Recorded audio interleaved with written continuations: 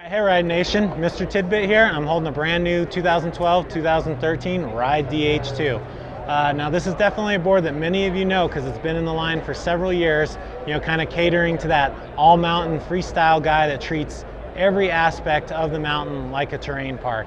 It's responsive, it carves well, it's fast, it's durable. It's the thing that you guys have all loved about it for years, but there's definitely one big change for 2013 that I want to clue you in on, but let me get to the basic features just in case you forgot.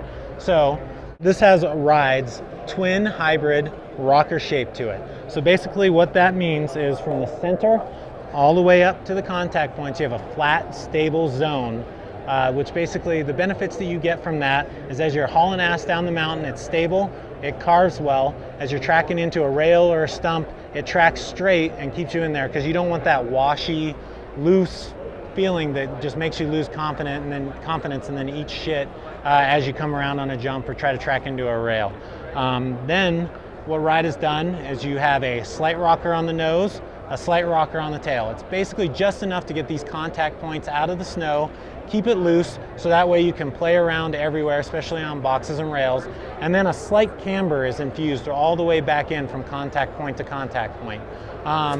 The best way I can describe that amount of camber, it's, think back maybe 7 years ago now, when you had your camber board, it had 30 to 45 days on it. It was broken in, just a little bit of camber that you could see play on it as you put your foot down, but not much. That's what you're gonna get there. So it's a nice familiar feeling that you used to have. Now the biggest change for 2013 is the pop rods that it used to have right here in the nose and tail have been replaced by pop walls. What pop walls are is the slime wall at the, right where the inserts end on the nose and tail have carbon fiber sandwiched right into these two nice little layers right there in the slime wall. So basically what that's done is you now have a much wider platform to pop off of as you're jumping, as you're screwing around.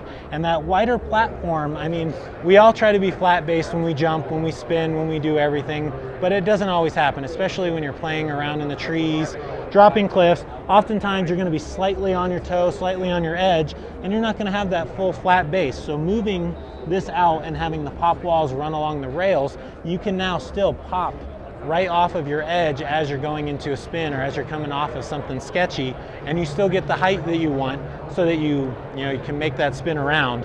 And the big thing that threw me, and it surprised me because I wasn't expecting it, is these actually catch the energy as you're turning and accelerate your turns, accelerate your spins.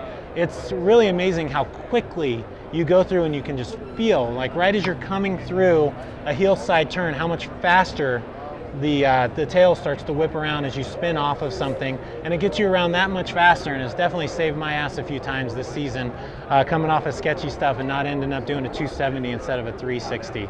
So like I said, that's the biggest change for 2013. This is for the rider that absolutely loves to ride the entire mountain like a terrain park, likes response, needs a little bit of loose play in the nose and tail for when you're dorking around, but overall, you like response, you like carving, you like speed. This is definitely a board you should check out in the fall when it comes out.